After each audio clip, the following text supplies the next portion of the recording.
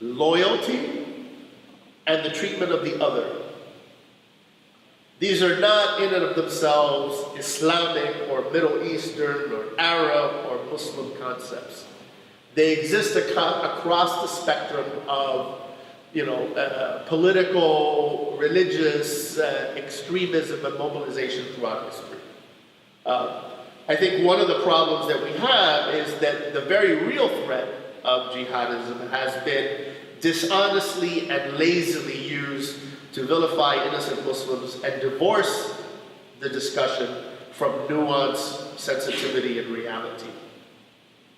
In this ideological struggle that we face, the personal testimony of Western Muslims, some of whom are former extremists, is a powerful response to the jihadist siren song.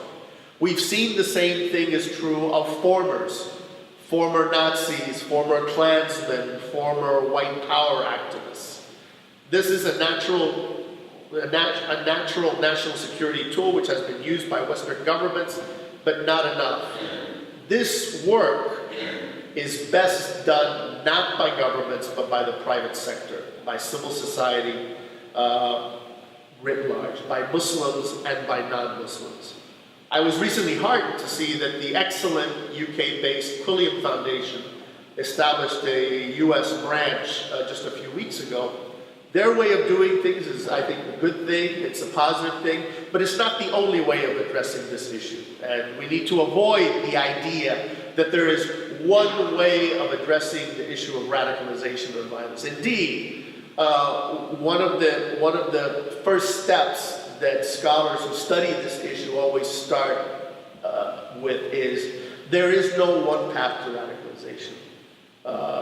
By the way, that's true of Muslims, non-Muslims, Nazis, whatever you want to talk.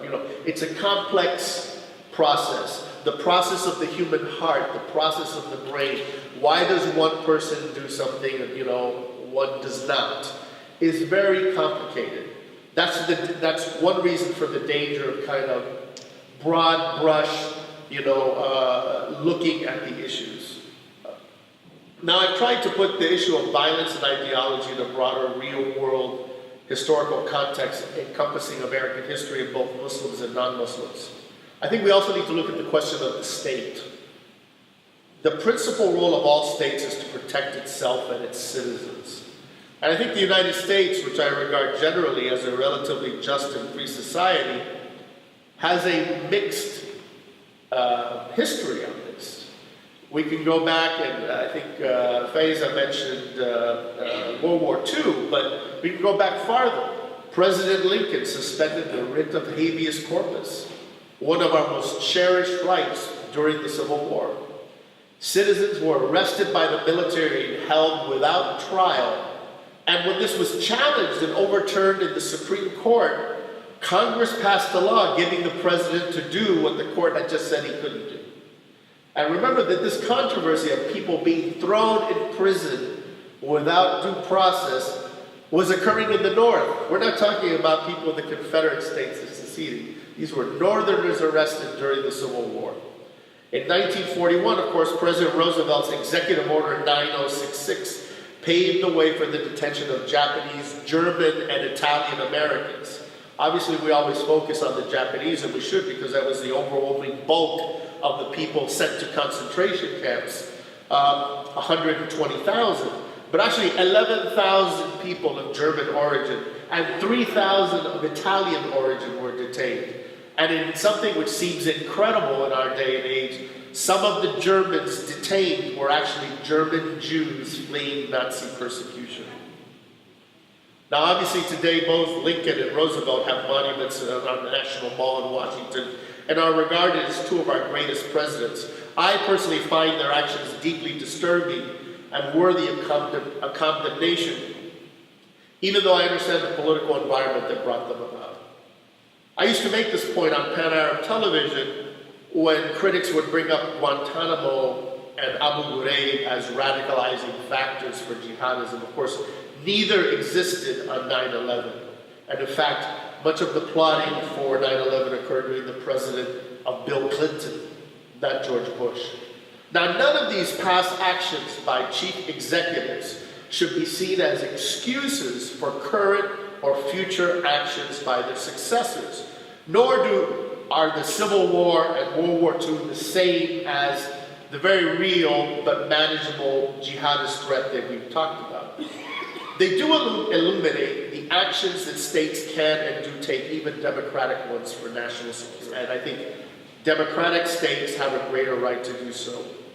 And this includes, naturally at times, the coercive role of law enforcement. I think it's become fashionable to mock the CT efforts of law enforcement, and I certainly will not do so. I think tension between police and local communities is a fact of life. It's a natural, organic challenge to be managed with goodwill and understanding, and is not unique to Muslim communities. I've certainly seen it in my own life and in my own experience. It's a normal function of government relations with citizens that can often involve friction and can only be ameliorated by constant engagement. I have a cousin who's a Miami police officer, and I can tell you he's both my cousin and a police officer who makes me a little nervous when I'm around him, even though I know I haven't done anything wrong. The relationship between law enforcement and local communities also underscores the need for American Muslims, like other ethnic groups before whom have done, to also be policemen and soldiers and work in national security. And engagement and building community can and should be a regular constant. It's not something that you do because of terrorism. It can't be done only because of terrorism. It's only done because of that. People are not fooled. People will see through this. There has to be a kind of engagement between government and people, between law enforcement and communities, that is organic and natural, and is a process of kind of people protecting and serving, law enforcement protecting and serving the community. I also wanted to touch on a couple points that Faiza Patel raised, because I related to law enforcement, because I think they're important. She did mention the question of law enforcement focusing on marginalized people in communities, unemployed, or people that may have mental problems or petty criminals. I think it's important to point out that that is exactly some of the people that jihadists look at.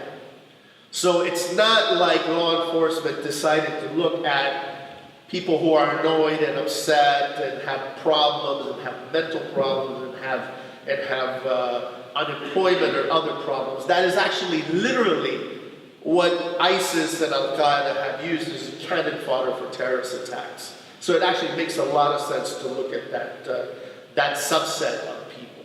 The other thing I would make when she talks about the question of material support, you have to remember, material support of what? There's something called the FTO process. These are foreign terrorist organizations. An emphasis on the F. This is a process carried out by the State Department and by the Treasury Department to designate terrorist groups that if you provide material support to them, you are in violation of US law. So the process is a little more transparent and clearer than people make it out to be. So it's not about expressing unpopular views or marginal views. It's actually something very measurable and very specific. To give material support, you know, there was a woman in St. Louis who tweeted 30,000 times ISIS propaganda. She's in prison now. That is material support for the Islamic State. There's no doubt about that. And it's not an ex post facto law. People knew that to do that, to give that kind of support for the Islamic State is actually a violation of the law.